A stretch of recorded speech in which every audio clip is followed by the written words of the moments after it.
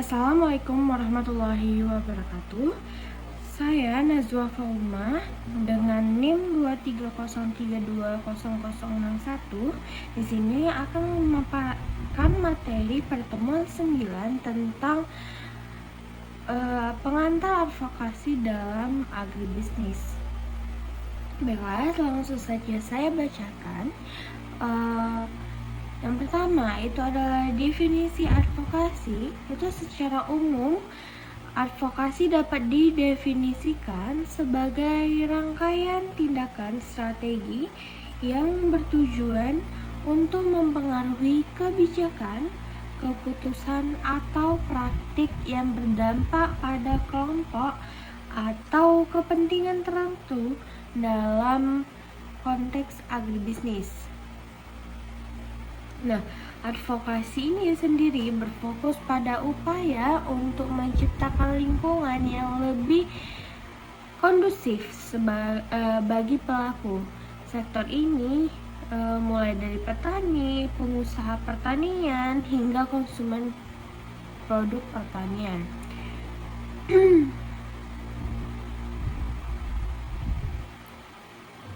Nah, advokasi bukan hanya menyampaikan pendapat atau melakukan protes. Advokasi ini merupakan proses yang direncanakan secara sistematis. Dimulai dari mengidentifikasi suatu masalah, mengumpulkan data, menyusun strategi, hingga memengaruhi pihak yang memiliki kewenangan dalam pengambilan keputusan.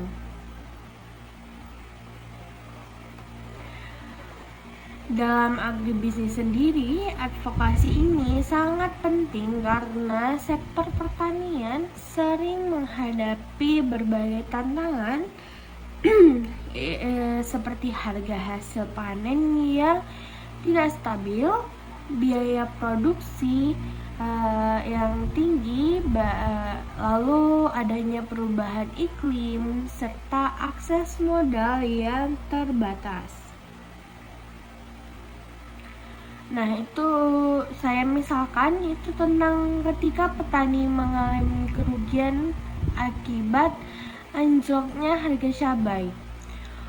Nah, organisasi petani dapat mengumpulkan kerugian dan berdiskusi dengan pemerintah daerah serta mengusulkan kebijakan untuk menyangga harga.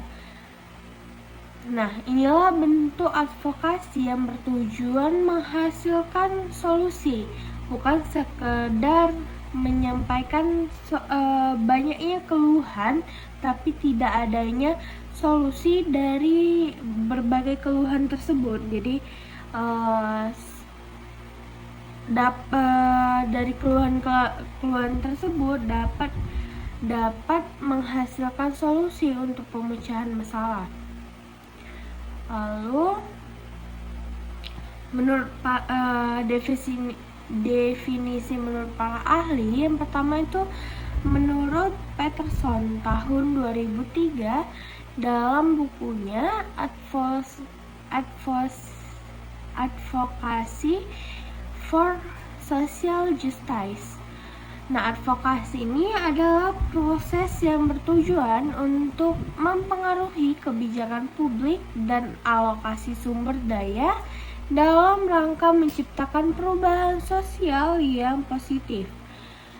Nah, menurut World Bank tahun 2005 ini mendefinisikan advokasi sebagai tindakan yang bertujuan untuk mempengaruhi kebijakan dan praktik di tingkat lokal, nasional, ataupun internasional. Nah, definisi ini menunjukkan bahwa advokasi memiliki cakupan yang luas, yaitu memperjuangkan perubahan yang memberikan manfaat bagi masyarakat.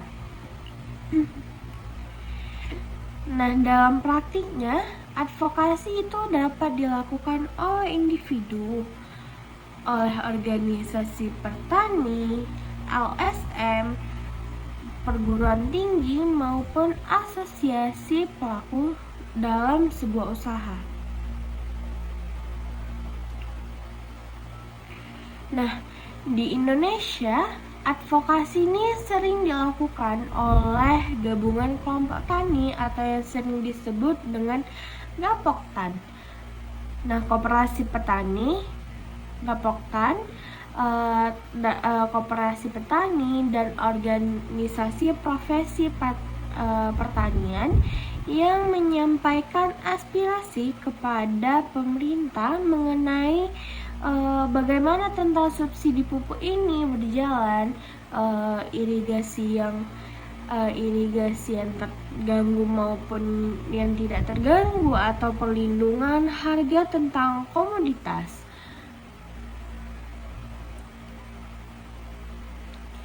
Lalu jenis advokasi dalam agribisnis. Yang pertama itu advokasi kebijakan.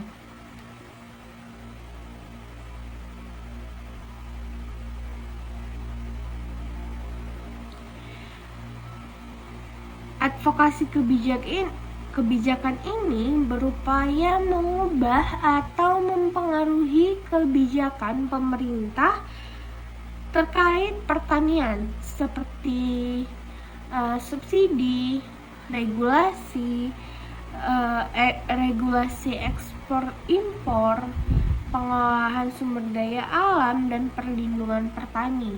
Lalu yang kedua itu advokasi pasar, fokus pada upaya untuk menciptakan pasar yang lebih adil dan menguntungkan bagi petani dan pelaku agribisnis.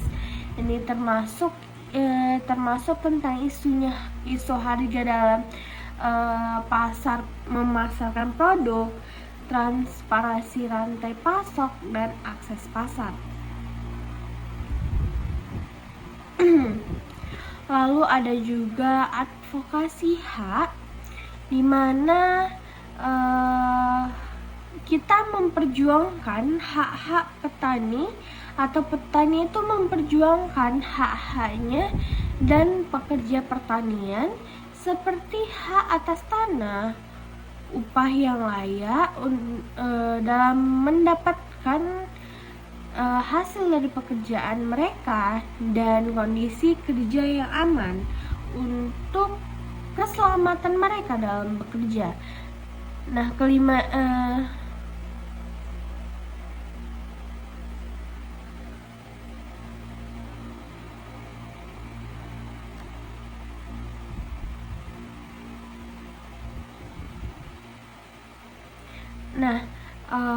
advokasi ini tentunya saling berkaitan. Misalnya, ketika pemerintah itu mengurangi subsidi pupuk, maka organisasi petani dapat melakukan advokasi kebijakan agar subsidi ini tetap tersedia.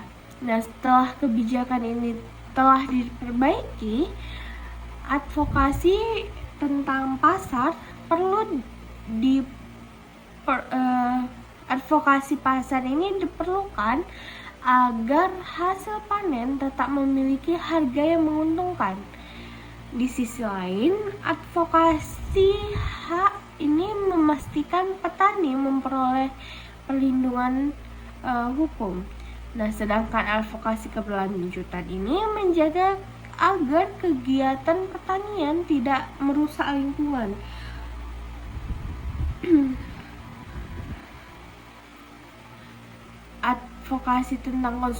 Advokasi konsumen ini juga penting agar masyarakat memperoleh produk pertanian yang aman dan berkualitas.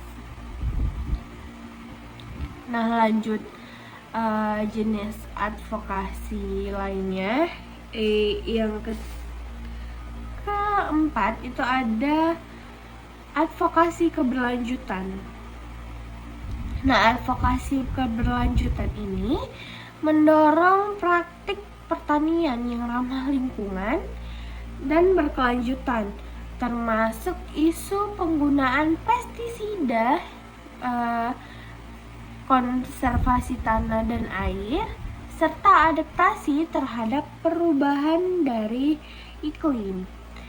Lalu yang terakhir ada advokasi konsumen. Nah, advokasi konsumen ini lebih ke mengedukasi dan melindungi hak-hak konsumen produk pertanian terkait kualitas tentang produk, lalu tentang keamanan pangan dan informasi dari produk.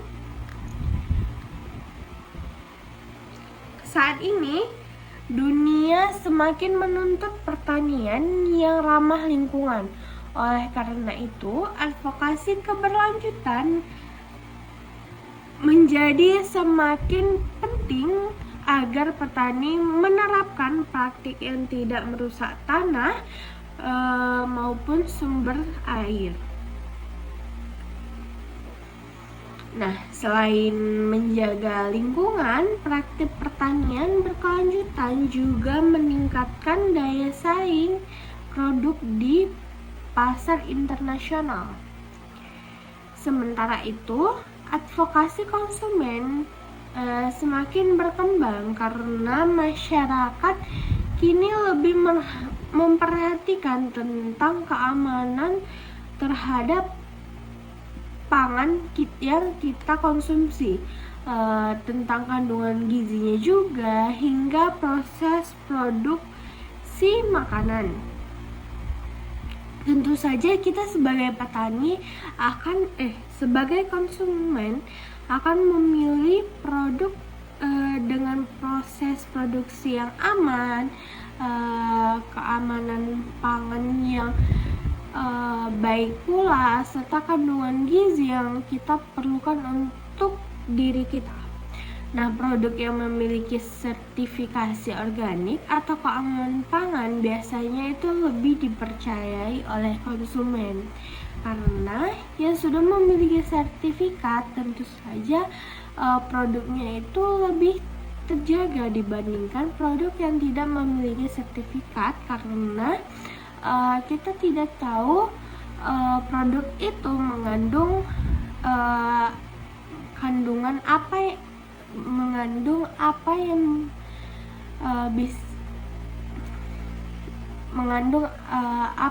baik untuk tubuh kita atau tidak.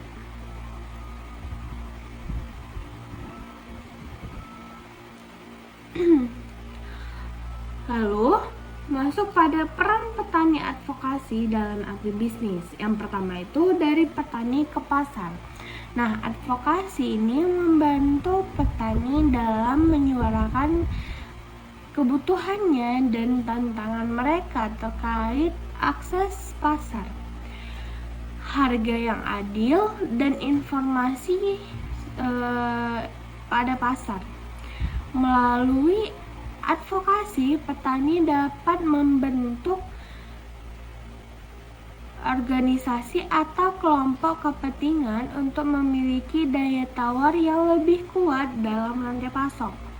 Contohnya, advokasi dapat mendorong pembentukan koperasi petani yang mampu melakukan negosiasi harga yang lebih baik dengan perdagangan atau pengolahan hasil pertanian.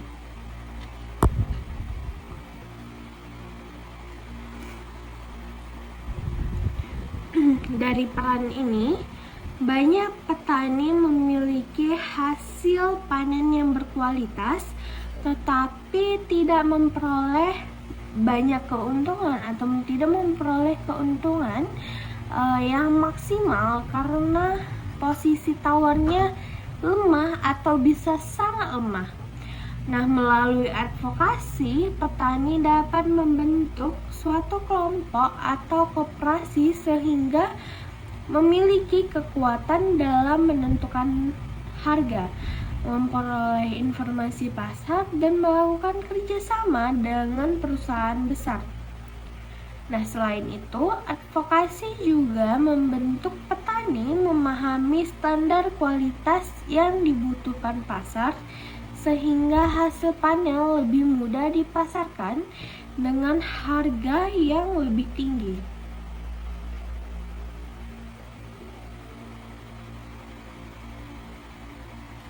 Lalu peran penting yang kedua itu dari petani ke pemerintah.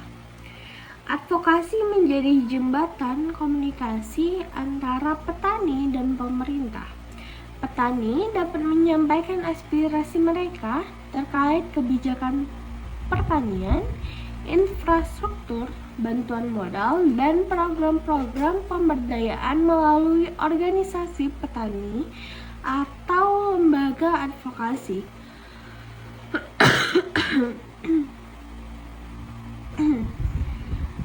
Advokasi yang efektif itu dapat menghasilkan kebijakan yang lebih responsif terhadap kebutuhan pertanian seperti alokasi anggaran untuk irigasi, subsidi pupuk yang tepat sasaran, atau perlindungan terhadap fluktuasi harga suatu komoditas.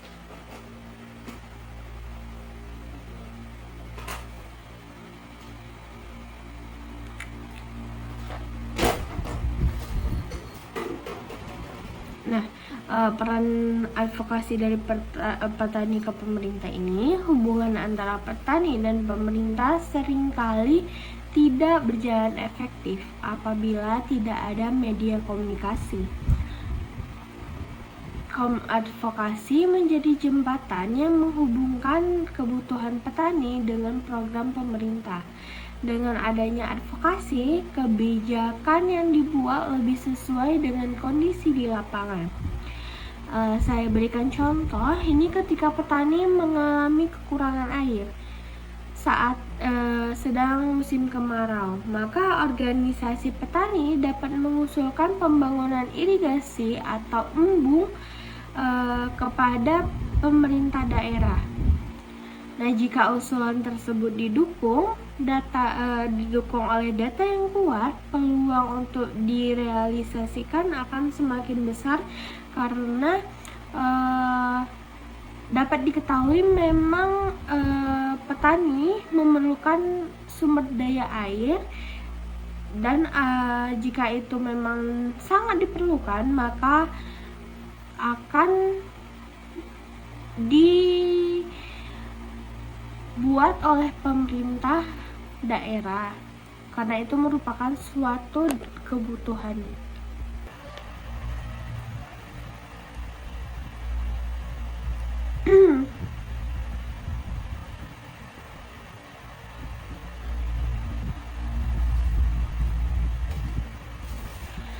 Lalu peran dari pasar ke pemerintah. Pelaku agribisnis di tingkat pasar seperti pengolahan hasil pertanian, distributor, dan eksportir juga memerlukan advokasi untuk menyampaikan kebutuhan mereka terkait regulasi perdagangan, standar mutu, infrastruktur logistik, dan kebijakan tentang ekspor impor. Nah, advokasi dari sektor ini dapat membantu pemerintah dalam merumuskan kebijakan yang mendukung pertumbuhan dan daya saing industri agribisnis secara keseluruhan.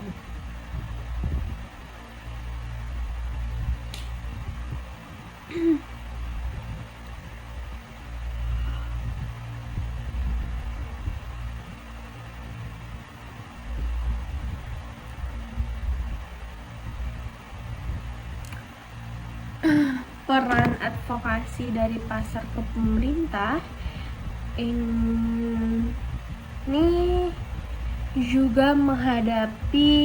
tentunya juga menghadapi berbagai kendala seperti biaya logistik yang tinggi karena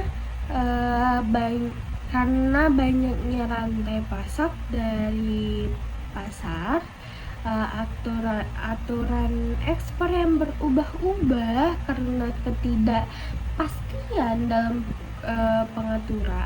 aturan-aturan yang ada. Juga ada tangan-tangan yang terlibat dalam perubahan dari aturan tersebut serta persaingan dengan produk impor karena masyarakat juga lebih memilih produk impor. Tentunya karena produk impor ini lebih murah di tangan ketika sampai di tempat kita dibandingkan produk lokal yang kita miliki. Nah, oleh karena itu, mereka juga membutuhkan advokasi agar pemerintah menciptakan kebijakan yang mendukung perkembangan industri agribisnis untuk tetap berkembang.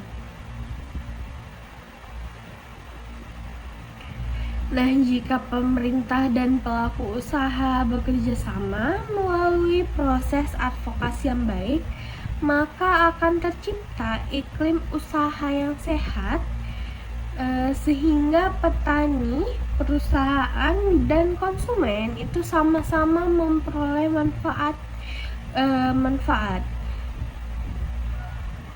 dimana seperti yang kita tahu ya, advokasi ini berfungsi untuk pengambilan keputusan yang sama-sama menguntungkan dari berbagai belah pihak. Jadi di sini dari terciptanya iklim usaha yang sehat, baik petani, perusahaan, konsumen maupun pemerintah juga akan mendapatkan manfaat yang baik bagi mereka masing-masing.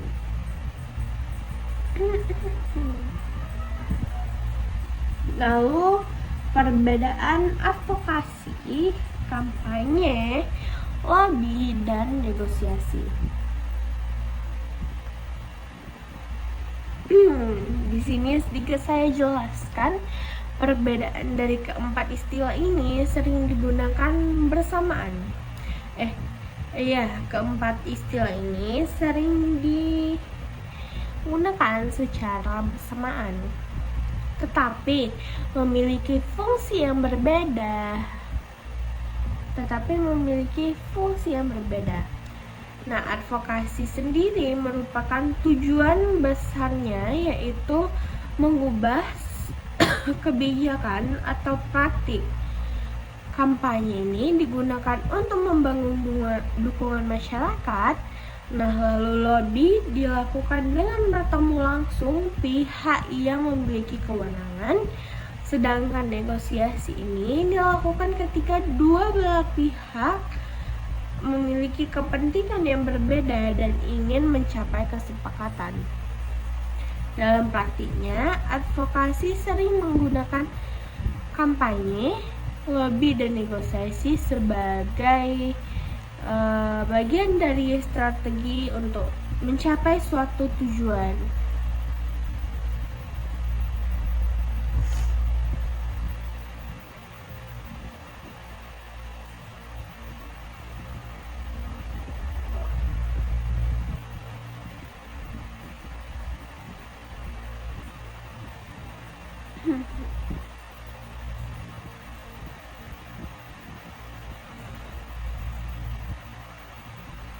Lalu masuk pada definisi. Serangkaian tindakan strategi. Definisinya itu serangkai tindakan strategi untuk mempengaruhi kebijakan, keputusan, atau praktik yang berdampak pada kelompok atau kepentingan tertentu.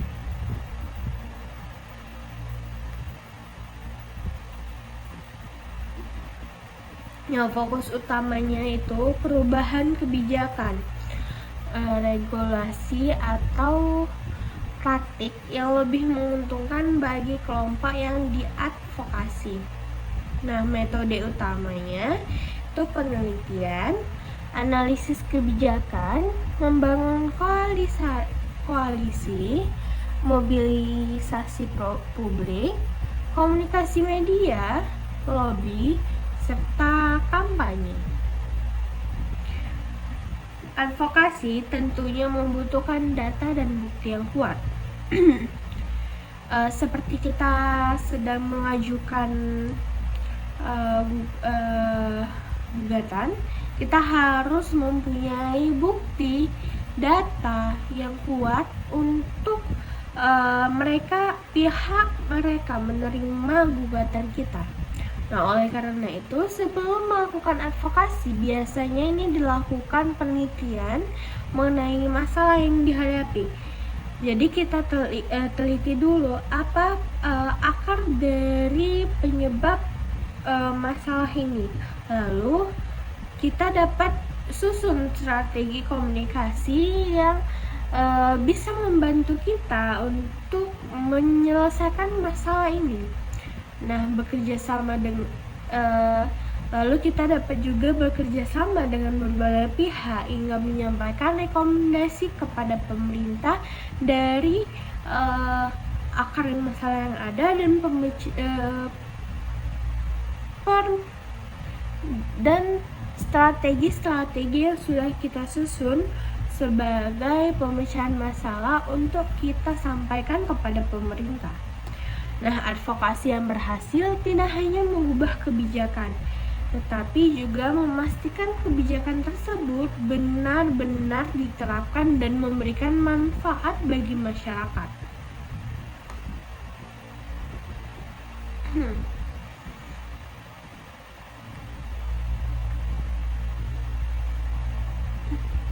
Dan tadi itu advokasi, lalu lanjut kepada kampanye itu didefinisikan sebagai upaya yang terorganisir untuk mencapai tujuan tertentu. Ini seringkali bersifat publik dan melibatkan berbagai kegiatan komunikasi dan mobilisasi. Fokus utama kampanye ini meningkatkan kesadaran publik, membangun dukungan, dan menekankan pihak yang berwenang untuk mengambil tindakan tertentu. Nah, metode utama pada kampanye ini adalah orasi publik, demonstrasi, petisi, penggunaan media sosial, iklan, serta penggalangan dana.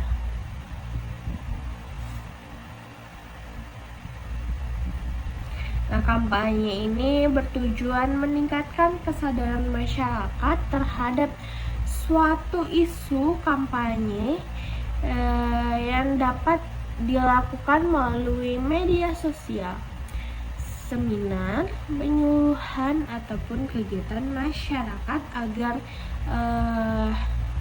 tersampaikan dan dapat mengubah kesadaran masyarakat sendiri. Nah, dalam agribisnis, kampanye itu sering digunakan untuk mengajak masyarakat membeli produk lokal, mengurangi penggunaan pestisida berlebihan, atau meningkatkan konsumsi pangan bergizi. Nah, kampanye yang berhasil akan menciptakan dukungan masyarakat sehingga pemerintah lebih terdorong dalam pengambilan tindakan.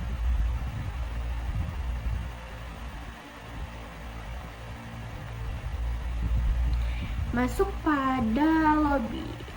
Definisi lobby ini adalah upaya untuk mempengaruhi pembuatan kebijakan atau keputusan melalui komunikasi langsung dan persuasif dengan individu atau kelompok yang memiliki kekuasaan. Fokus utama lobby ini mendapatkan dukungan atau mempengaruhi keputusan dari pihak-pihak yang memiliki otoritas. Nah, metode utama ini pertemuan tatap muka, presentasi, penyediaan informasi, membangun hubungan personal, memberikan dukungan politik atau finansial, atau dalam batas etika dan hukum. Nah, lobby ini sebenarnya bersifat komunikasi langsung kepada pengambilan keputusan. Nah, keberhasilan lobby sangat bergantung pada kemampuan menyampaikan data, membangun hubungan baik, dan memberikan solusi yang realistis.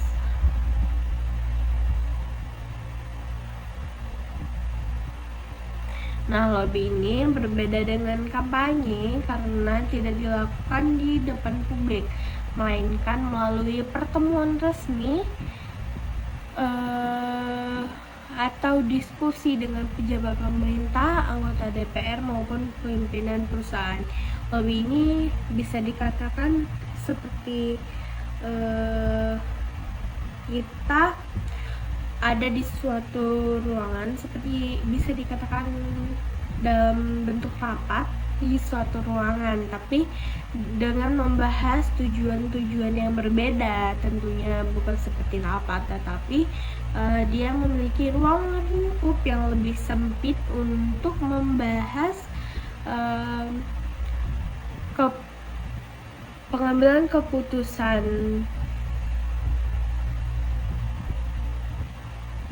Nah, lalu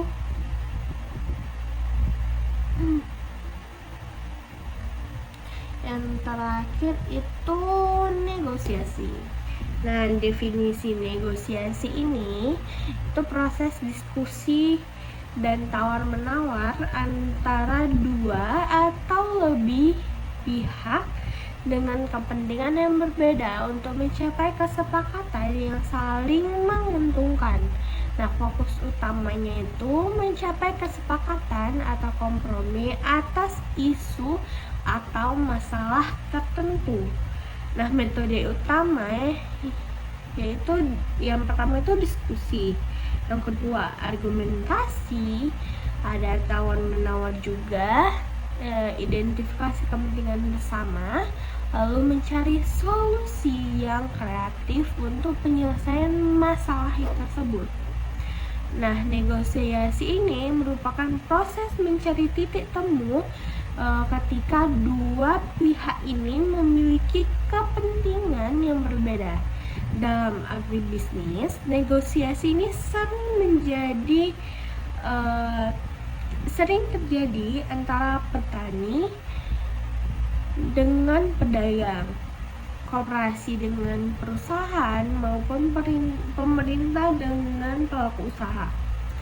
Dan negosiasi yang baik itu tidak hanya berfokus pada kemenangan atau satu pihak, tetapi mencari solusi yang paling menguntungkan atau yang disebut itu win-win solution, di mana semua pihak mendapatkan solusi yang paling menguntungkan bagi mereka dalam mencapai satu keputusan tersebut. Nah, kemampuan berkomunikasi, mendengarkan, dan memahami kepentingan pihak lain menjadi kunci keberhasilan negosiasi. Jadi dari sini orang yang bernegosiasi itu perlu mempunyai kemampuan berkomunikasi, mendengarkan, dan memahami. Karena jika tidak, sulit untuk mencapai win-win solution tadi, dimana semuanya menguntungkan. Itu susah karena dia tidak memahami apa kepentingan pihak-pihak lain dan tidak mendengarkan. Baik, masuk pada studi kasus tentang advokasi modern dalam agribisnis. Ini ada konflik harga tandan buah segar atau TBS kelapa sawit di Indonesia tahun 2022. Nah, yang mau saya sebutkan dulu latar belakang dari kasus ini. Pada April tahun 2022, pemerintah Indonesia ini mengeluarkan kebijakan larangan ekspor minyak sawit mentah atau crude palm oil atau CPO. Nah, dan beberapa produk turunannya untuk menjaga ketersediaan minyak goreng di dalam negeri. Kebijakan tersebut berdampak langsung terhadap industri kelapa sawit. Banyak pabrik kelapa sawit atau PKS ini mengurangi pembelian tandan buah segar dari petani. Bahkan beberapa PKS ini menghentikan pembelian sementara karena tangki penyimpanan penuh dan ekspor itu terhambat. Nah, akibatnya harga TPS di tingkat petani itu turun sangat drastis di beberapa daerah seperti Riau, Sumatera Utara, Kalimantan Barat, Kalimantan Tengah, dan Jambi.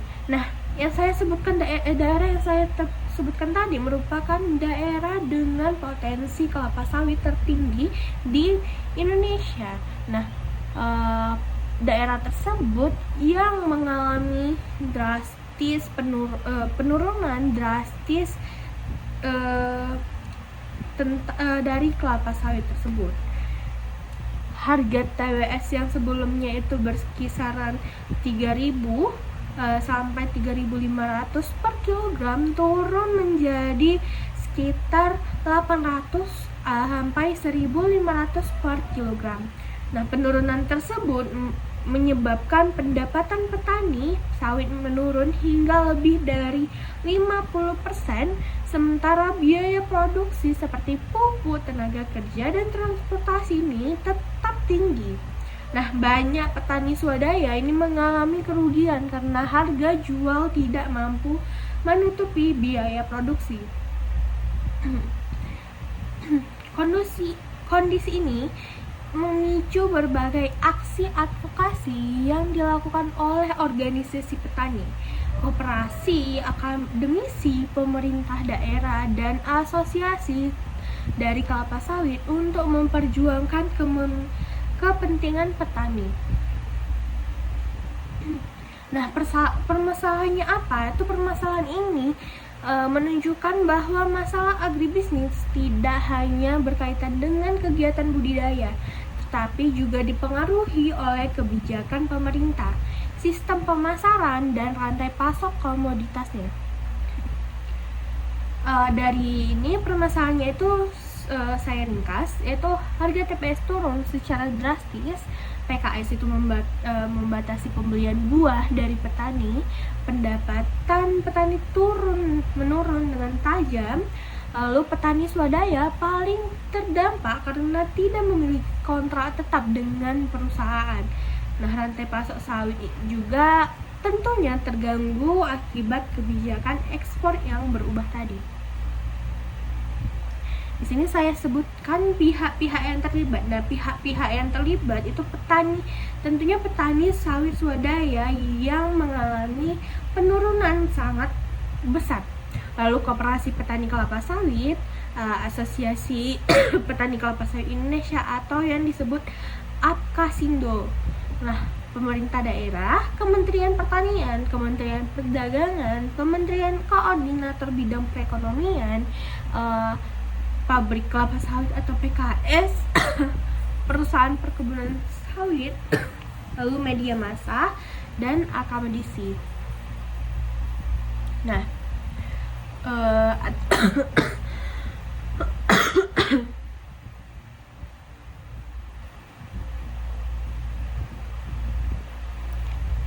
di sini teknik advokasi modern yang digunakan itu yang pertama advokasi berbasis data atau evidence based advokasi.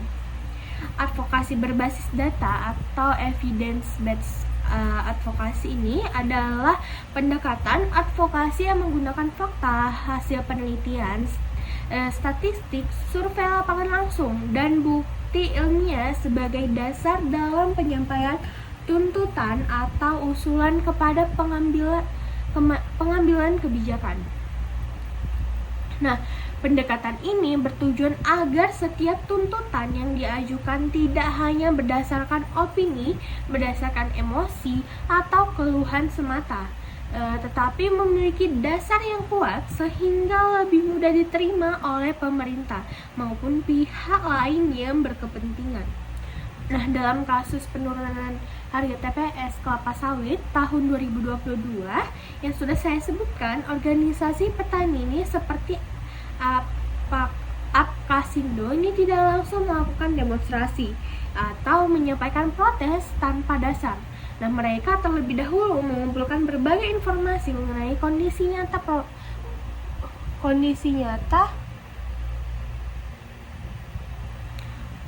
nyata yang dialami petani di lapangan. Data yang dikumpulkan ini meliputi harga TPS di setiap provinsi, jumlah petani yang terdampak, itu luas lahan sawit rakyat, biaya produksi, biaya pupuk, biaya transportasi, biaya tenaga kerja, hingga besarnya kerugian yang dialami petani akibat turunnya harga.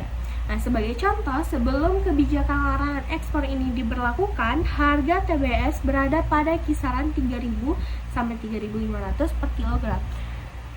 Setelah dihentikan, itu turun dari 800 sampai 1.500 per kilogram. Penurunan tersebut berarti pendapatan petani berkurang lebih dari 50%, sementara biaya produksi tidak ikut turun. Nah, data tersebut menjadi bukti nyata bahwa kebijakan ekspor ini memiliki dampak langsung terhadap kesejahteraan petani. Nah, selain data harga, organisasi petani juga mengumpulkan informasi mengenai banyaknya PKS yang mengurangi pembelian, bahkan menghentikan penerimaan buah karena kapasitas penyimpanan CPO sudah penuh. Kondisi tersebut menyebabkan buah sawit petani menumpuk, bahkan sebagian membusuk sebelum sempat dijual. Kerugian ini dihitung secara ekonomis sehingga pemerintah dapat mengetahui besarnya dampak yang dialami oleh petani. Data-data tersebut kemudian disusun dalam bentuk laporan, grafik, tabel, maupun hasil dari analisis ekonomi. Nah, laporan tersebut ini disampaikan kepada Kementerian Pertanian, Kementerian Perdagangan, Kementerian Koordinator Bidang Perekonomian, DPR RI, dan pemerintah daerah sebagai bahan evaluasi kebijakan. Nah, pendekatan berbasis data ini memiliki berbagai keunggulan. Yang pertama itu, pemerintah lebih mudah percayai tuntutan yang didukung oleh bukti nyata dibandingkan hanya berdasarkan keluhan.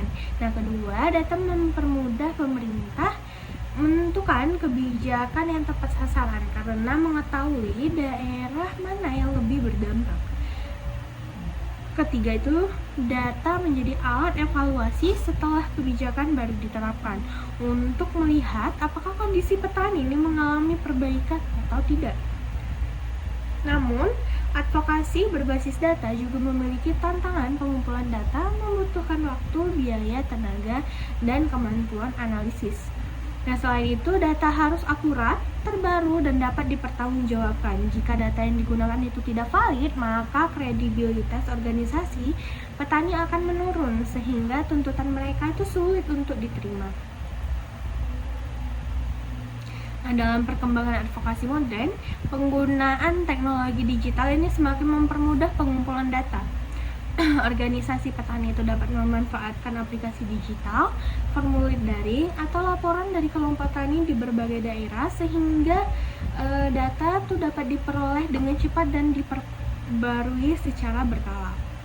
Dengan demikian, advokasi berbasis data ini menjadi fondasi utama dalam perjuangan petani sawit pada tahun 2022 karena mampu menunjukkan secara objektif besarnya dampak kebijakan ekspor terhadap kesejahteraan petani dan menjadi dasar pemerintah dalam mengevaluasi kebijakan tersebut.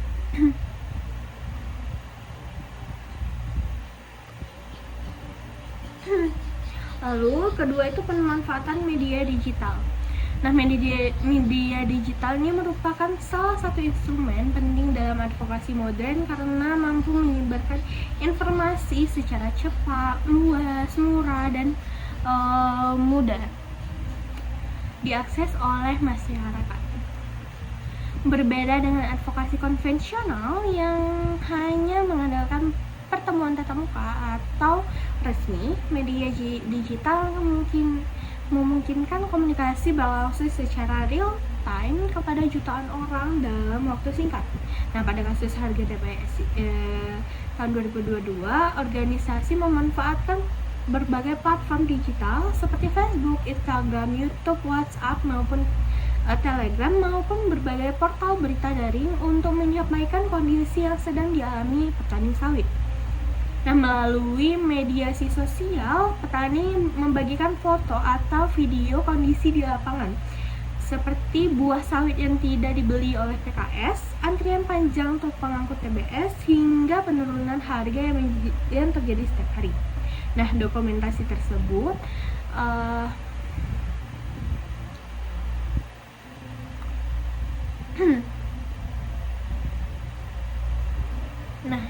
informasi tersebut membantu petani mengetahui perkembangan harga sehingga mereka tidak mudah dimanipulasi oleh tengkulak atau pihak yang ingin membeli harga terlalu rendah. Nah, media digital juga berfungsi sebagai sarana edukasi organisasi petani untuk menjelaskan penyebab dari turunnya harga TPS. Ini isi kebijakan pemerintah serta langkah-langkah yang sedang dilakukan dalam proses advokasi untuk permasalahan tersebut. Dengan demikian, petani ini memperoleh informasi yang benar dan tidak mudah dipengaruhi oleh berita bohong atau isu yang belum tentu benar. Nah, keuntungan lain dari media digital ini adalah kemampuannya membangun opini publik. Ketika masyarakat ini mengetahui bahwa petani mengalami kerugian besar akibat kebijakan ekspor, dukungan terhadap perjuangan petani ini malah semakin meningkat. Dukungan masyarakat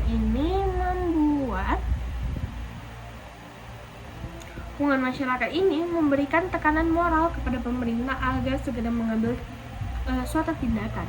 Nah, selain itu, media digital mempercepat koordinasi antar petani di berbagai daerah. Informasi mengenai jadwal pertemuan, hasil audiensi, perubahan kebijakan maupun perkembangan harga yang dapat disampaikan secara instan melalui grup WhatsApp atau Telegram sehingga komunikasi menjadi lebih efektif. Nah, meskipun demikian, penggunaan media digital juga memiliki resiko, di mana informasi yang disampaikan harus benar dan berdasarkan fakta, karena penyebaran berita yang tidak akurat dapat menimbulkan kepanikan atau konflik baru. Oleh sebab itu, organisasi petani harus melakukan verifikasi sebelum mempublikasi informasi kepada masyarakat. Dalam advokasi modern, media digital tidak hanya berfungsi sebagai alat komunikasi, tetapi juga menjadi media untuk membangun solidaritas, memperluas jaringan pendukung, dan meningkatkan transparansi informasi, serta mempercepat proses penyampaian aspirasi kepada pemerintah.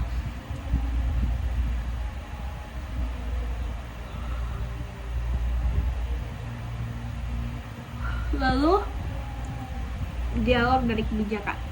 Nah, dalam forum tersebut, organisasi petani menjelaskan berbagai persoalan yang terjadi di lapangan, seperti turunnya harga TBS, pembatasan pembelian oleh PKS, kerugian petani swadaya, serta dampak ekonomi terhadap masyarakat pedesaan yang bergantung pada sektor sawit.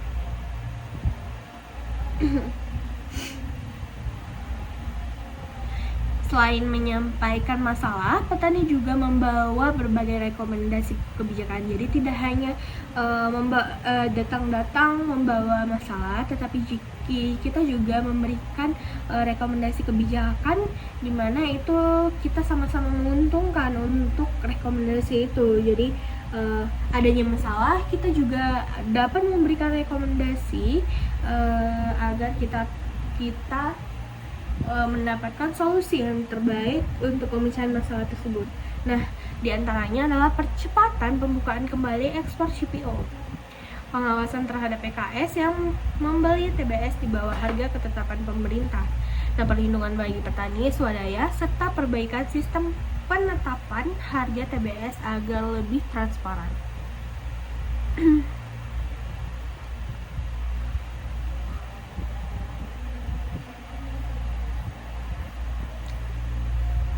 Dialog kebijakan memberikan kesempatan kepada pemerintah untuk menjelaskan alasan dibalik kebijakan larangan ekspor, sekaligus mendengarkan langsung kondisi yang dialami oleh petani.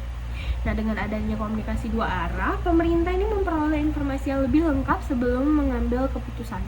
Keuntungan dialog kebijakan adalah terciptanya hubungan yang lebih baik antara pemerintah dan masyarakat.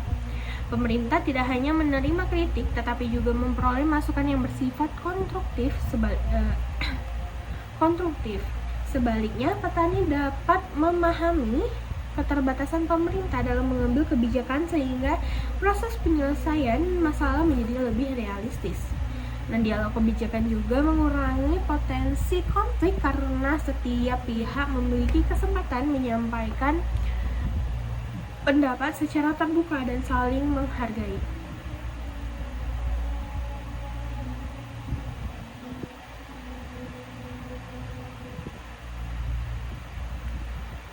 Baru ada kolaborasi multi pihak, di mana ada beberapa pihak yang berperan dalam penyelesaian ini, yaitu oleh organisasi petani, koperasi, pemerintah daerah, akademisi perguruan tinggi, lembaga penelitian, asosiasi industri sawit, serta media massa. Nah, akademisi di sini berperan melakukan penelitian mengenai dampak perekonomian, penurunan harga sawit, dan memberikan rekomendasi kebijakan berdasarkan hasil penelitian ilmiah. Pemerintah daerah menyampaikan kondisi daerah masing-masing kepada pemerintah pusat. Media membantu menyebarkan informasi kepada masyarakat, sementara organisasi petani menyediakan data dan informasi dari lapangan. Kolaborasi tersebut membuat advokasi menjadi lebih kuat karena setiap pihak memberikan kontribusi sesuai keahliannya. Nah, hasil penelitian dari akademisi ini memperkuat data pertanian. Pemberitaan media meningkatkan perhatian publik, sedangkan pemerintah daerah mempercepat koordinasi dengan pemerintah pusat. Kolaborasi juga meningkatkan kredibilitas advokasi. Ketika suatu tuntutan didukung oleh banyak pihak, pemerintah akan lebih mempertimbangkan rekomendasi tersebut dibandingkan jika hanya disampaikan oleh satu kelompok saja.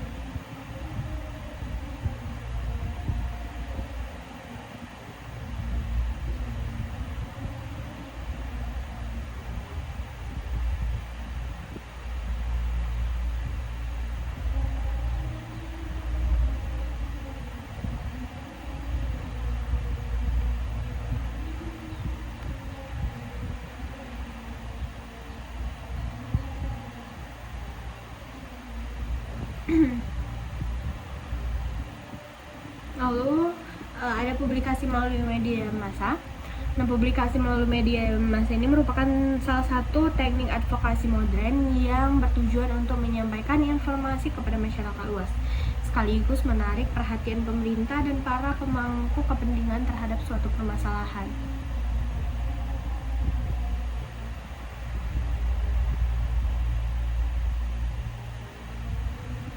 Media massa ini memiliki peran penting karena mampu membentuk opini publik, meningkatkan kesadaran masyarakat, serta mendorong pengambilan kebijakan agar segera memberikan respon terhadap suatu isu.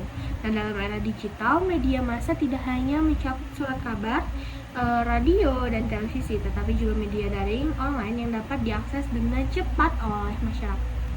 Nah, dalam kasus penurunan harga tandan buah segar tentang kelapa sawit pada tahun 2002, berbagai media nasional maupun daerah secara intensif memberitakan kondisi petani sawit setelah diberlakukannya larangan ekspor crude palm oil atau CPO. Yang berita yang disampaikan ini meliputi turunnya harga TBS secara drastis,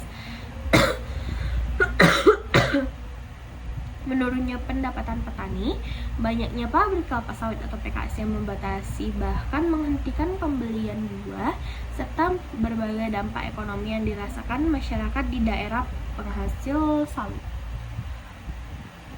Melalui pemberitaan tersebut, masyarakat yang sebelumnya tidak mengetahui kondisi petani akhirnya memahami bahwa kebijakan larangan ekspor ini tidak hanya berdampak pada industri sawit, tetapi juga terhadap kehidupan jutaan petani dan keluarganya. Nah, selain menyampaikan informasi kepada masyarakat, media massa juga menjadi sarana bagi organisasi petani untuk menyampaikan aspirasi dan tuntutan kepada pemerintah melalui wawancara konversi pers, artikel berita maupun liputan khusus perwakilan Apkasindo, Koperasi Petani, dan berbagai asosiasi dapat menjelaskan kondisi yang sebenarnya terjadi di lapangan serta solusi yang mereka usulkan. Dan dengan demikian, pemerintah ini memperoleh informasi tidak hanya di laporan resmi, tetapi juga dari pemberitaan media yang menggambarkan situasi secara langsung. Media massa juga berfungsi sebagai alat pengawasan atau social control terhadap kebijakan pemerintah. Setelah pemerintah membuka kembali ekspor CPO dan mengeluarkan berbagai kebijakan perbaikan, media terus memantau pelaksanaannya di lapangan. Nah, media ini memberikan apakah harga TBS mulai naik, apakah PKS telah membeli TBS sesuai ketentuan harga pemerintah, serta apakah kebijakan yang telah dibuat benar-benar memberikan manfaat bagi petani. Nah, fungsi pengawasan ini mendorong pemerintah dan perusahaan agar lebih bertanggung jawab dalam menjalankan kebijakan yang telah ditetapkan. Nah, keunggulan publikasi ini melalui media massa adalah kemampuan menjangkau masyarakat dalam jumlah yang sangat besar dalam waktu yang sangat singkat. Nah, semakin luas pemberitaan mengenai suatu masalah, semakin besar pula perhatian publik terhadap isu tersebut. Dukungan masyarakat yang semakin kuat akan meningkatkan tekanan kepada pemerintah untuk segera mengambil langkah penyelesaian. Namun demikian, penggunaan media massa dalam advokasi ini juga harus dilakukan secara bertanggung jawab. Informasi yang dipublikasikan harus berdasarkan fakta, data yang akurat, serta sumber yang dapat dipercaya. Penyebaran informasi yang tidak benar atau berlebihan dapat menimbulkan kesalahpahaman, kepanikan, bahkan konflik baru.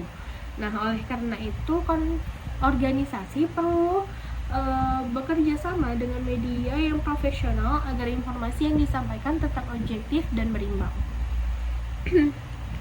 Secara keseluruhan, publik melalui media massa menjadi salah satu teknik advokasi modern yang sangat efektif karena mampu menghubungkan petani, masyarakat, pemerintah, dan pelaku usaha dalam satu ruang informasi yang sama.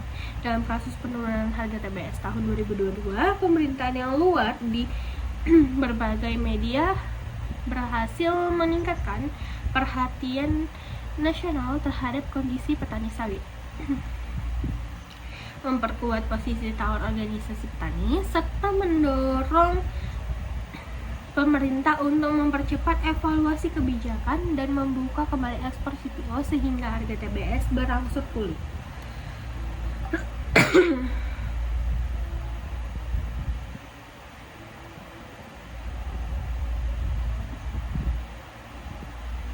Lalu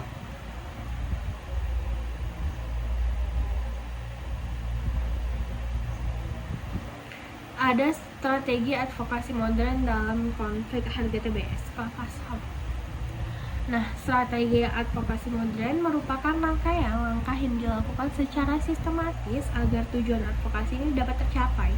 Dalam kasus konflik harga TBS kelapa sawit, strategi yang digunakan tidak hanya berupa penyampaian tuntutan, tetapi melalui proses pengumpulan informasi, penyusunan solusi, dan membangun jaringan, hingga melakukan pengawasan terhadap kebijakan yang telah dibuat.